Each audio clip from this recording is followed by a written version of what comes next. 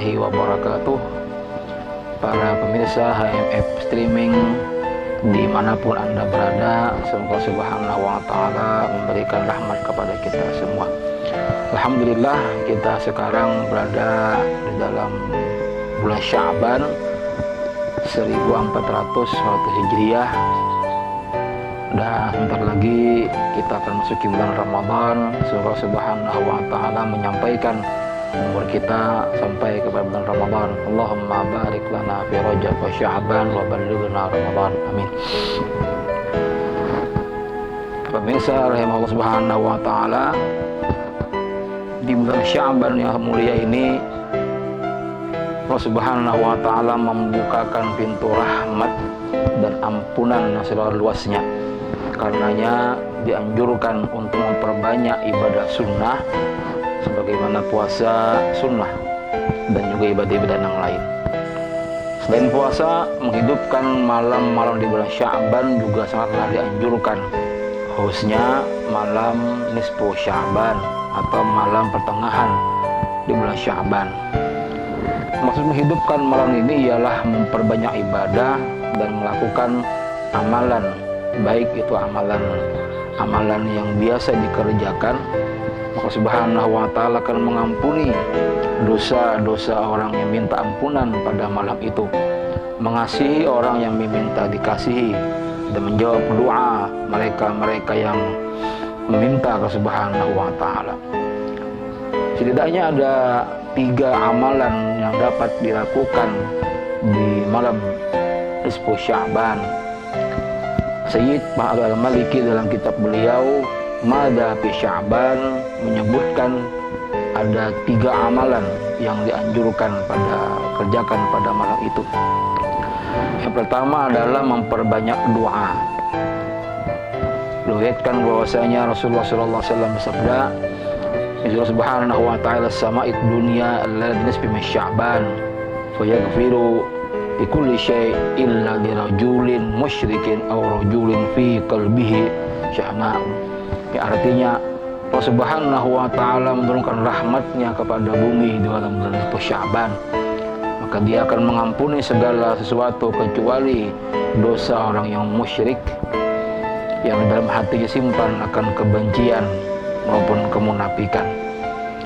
Kemudian amalan yang kedua yang kita kerjakan adalah membaca 2 kalimah syahadat yang sebanyak-banyaknya, yang mana disebutkan wa yanbaghil muslim ayyaqdana al awqatil barakah wal azmatil fadilah khususan syahr Sya'ban dan nisfi min Sya'ban bil istighfari fiha min al istighali bi kalimati syahadah la ilaha illallah Muhammadur Rasulullah. Ya, artinya siogianya seorang muslim mengisi waktu yang penuh berkah dan keutamaan ini dengan memperbanyak membaca 2 kalimah syahadah, yaitu la ilaha illallah Muhammadur Rasulullah di malam bulan Sya'ban, khususnya di malam pertengahan di bulan Sya'ban. Kemudian yang ketiga adalah memperbanyak istighfar. Karena satu manusia pun yang bersih daripada dosa, itulah manusia kesehariannya bergelimang dengan dosa. Namun kendati manusia itu berdosa, Allah Subhanahu wa Ta'ala senantiasa membukakan pintu ampunan yang seluas-luasnya kepada siapapun hamba-hambanya yang minta ampun kepadanya. Beliau menjelaskan kembali, kata beliau, istighfar merupakan amal utama yang harus dibiasakan orang Islam, terutama pada waktu yang memiliki keutamaan. Di antaranya adalah bulan Sya'ban dan di malam pertengahan bulan Sya'ban. Demikian 3 amalan yang beliau sampaikan di dalam kitab Mada fi Sya'ban. Pemirsa Allah Ta'ala, kemudian ada beberapa permasalahan terkait malam nisfu Sya'ban. Di daerah kita, khususnya di Indonesia, pada malam ini tradisi yang berlaku bagi masyarakat itu biasanya mereka berduyun-duyun menuju masjid atau musalla untuk melakukan ibadah sunnah. Yang kebiasaan dikerjakan adalah ibadah dengan baca surah Yasin yang dilakukan bersama-sama sampai 3 kali. Yang mana yang pertama sebagai sarana untuk memperoleh umur yang berkah, kemudian diminta diberikan rezeki, kemudian agar diberikan ketetapan iman. Nisfu Sya'ban ini malamnya itu mempunyai banyak nama. Syekh Syaikhul Al-Fashani beliau menyebutkan di dalam Ikhwan, kata beliau, Nisfu Sya'ban diberikan nama oleh para ulama banyak, diantaranya Lailatul Bara'ah, yaitu malam pembalasan, malam pembebasan. Kemudian Lailatul Du'a, malam doa. Kemudian Lailatul Qismah, malam pembagian takdir. Kemudian Lailatul Ijabah, malam yang dikabulkan. Lailatul Barakah, malam yang diberkahi. Dan Lailatul Syafa'ah, malam yang disyafaati. Ada beberapa permasalahan terkait Nisfu Sya'ban ini yang hendaknya kita diperjelas agar tidak terjadi kerancuan pemahaman di kalangan masyarakat. Karena memang di masyarakat kita ada yang sebahagian golongan yang menentang, yang tidak setuju dengan amalan Nisfu Sya'ban. Kemudian ada golongan yang lain menyatakan ini ibadah yang mubah dikerjakan. Yang pertama adalah istimewakah Nisfu Sya'ban itu. Malam Nisfu Sya'ban adalah satu malam yang istimewa dan penuh barokah. Rasulullah SAW bersabda, "Tali'ullahu azza wa jalla ala khalqihi lada nisbi min Sya'bana fayaghfiru li jami'i khalqihi illa li musyrikin aw musyahinin." Rasulullah Tabrani adalah Qur'ani. Yang artinya sungguhnya Allah Subhanahu wa ta'ala memperhatikan hambanya dengan penuh rahmat pada bulan Nisfu Sya'ban. Kemudian ia akan mengampuni semua makhluk-makhluknya kecuali orang-orang yang musyrik dan musyahin. Siapa mereka? Orang yang munafik, yang menebar kebencian antara sesama Islam. Hadisnya ini hadis sahih. Semua ulama menilai ini hadis sahih. Di antaranya adalah Al-Haisami dalam Majmu' Az-Zawaid mengatakan seluruh rawi-rawinya adalah siqah. Kemudian sebutkan pula Aisyah qalat faqadtu Nabi sallallahu alaihi wasallam zata lailatin fakharajtu aqumhu wa idha huwa rafi'u ra'sahu ila samai faqala ya Aisyah akunti takhafina ay yakhifa Allahu 'alaiki Rasuluhu qalat qad qultu wa ma bi dzalika walakinni dhanantu annaka atinka ba'da bisalika faqala inna Allah ta'ala yanzilu lailatan nisfi min Sya'ban ila sama'i dunya fayaghfiru li akthara min 'adadi sya'ri ghanami qalbi. Aisyah berkata, suatu malam aku kehilangan Rasulullah. Setelah aku keluar mencarinya, ternyata beliau ada di Baqi'.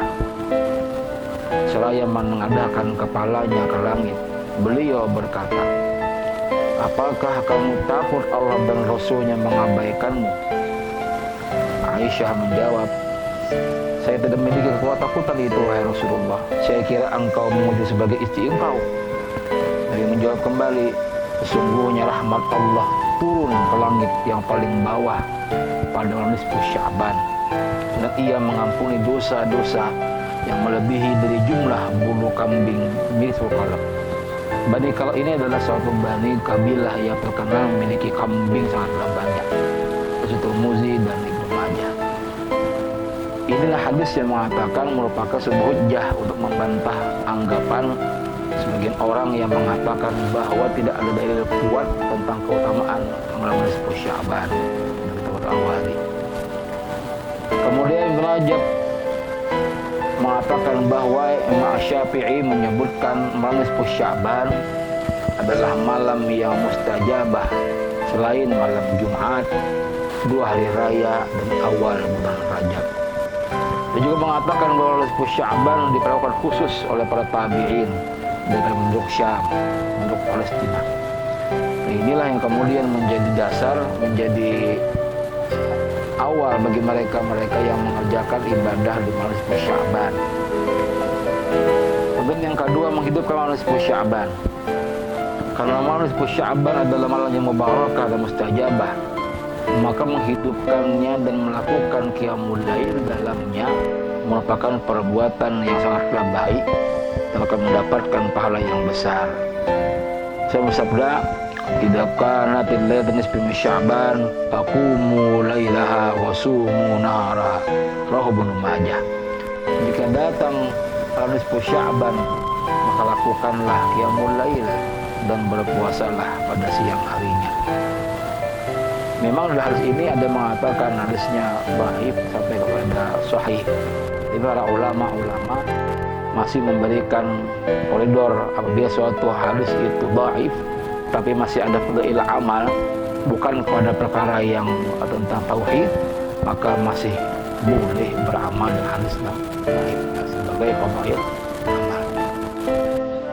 Kemudian yang ketiga tentang perkara sholat nisfu Sya'ban. Nah, ini yang menjadi permasalahan. Banyak anggapan orang-orang daerah kita yang mengatakan sembahyang nisfu Sya'ban.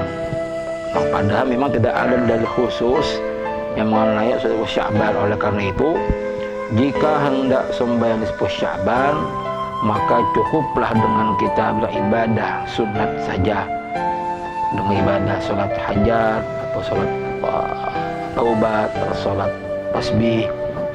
Tidak ada sholat nisfu Sya'ban. Kemudian perkara membaca surah Yasin 3 kali. Membaca Quran sebaik-baik ibadah yang mampu mendekatkan orang kepada Allah Subhanahu wa Ta'ala. Memang yang sunnah adalah membaca Quran secara utuh 30 juz. Tapi ini mungkin berat bagi seorang muslimin. Oleh karena itu para salafus saleh kemudian mencukupkan dengan membaca surah Yasin saja 3 kali. Kenapa? Rasulullah bersabda, inna likulli syai' qalban wa qalbul Quran Yasin. Sesungguhnya setiap sesuatu itu ada mempunyai hati, dan hatinya Quran adalah surah Yasin. Nah, maka pembacaan surah Yasin ini masih ada dinaungi dengan dalil am, dalil secara umum. Ya, kemudian apapun masalah niatnya bermacam-macam niat itu terserah daripada mereka yang meniatkan. Boleh mengikuti daripada niat yang sudah diterangkan oleh para ulama, boleh niatnya sendiri-sendiri, tidak masalah. Kemudian yang kelima, doa khusus di nisfu Sya'ban. Nah, ini memang doanya bukan dari Rasulullah SAW, adalah karangan daripada ulama. Tapi berdoa adalah bagian dari ibadah dan mempunyai kedudukan yang tinggi di dalamnya. Berdoa di bulan Sya'ban dianjurkan bagaimanapun bentuk doanya. Kalau kita tidak mengikuti doa yang dibaca biasa, tidak masalah. Cukup apapun yang kita baca, cukup saja. Dan yang terakhir adalah puasa di besok harinya, di hari ke bulan Sya'ban. Ini pun juga ada dalil am, umum. Bagaimana? Rasul bersabda, idza kanatil lailatu nisfu min Sya'ban faqumu lailaha wa sumu nahara. Jika datang nisfu Sya'ban, maka lakukanlah qiyamul lail dan berpuasalah di siang harinya. Walaupun hadisnya dhaif, tapi tentang puasa di nisfu Sya'ban ini mempunyai dalil lain yang sahih.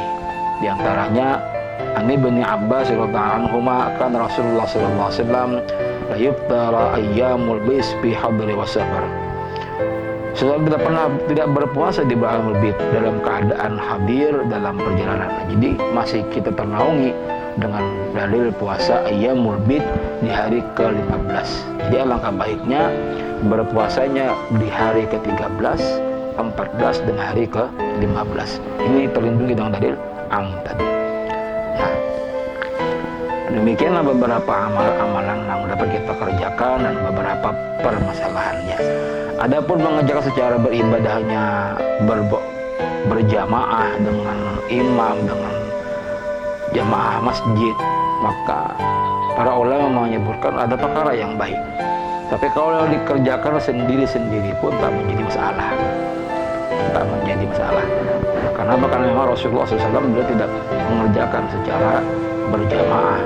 Apalagi di sekarang ini kita tahu bersama bahwasanya negara kita bahkan dunia sedang mengalami suatu wabah yang menularkan virus yang berbahaya, Maka para ulama-ulama kita di negara kita sudah memberikan himbauan agar tidak melakukan ibadah secara berkelompok, berjamaah selama wabah ini belum selesai.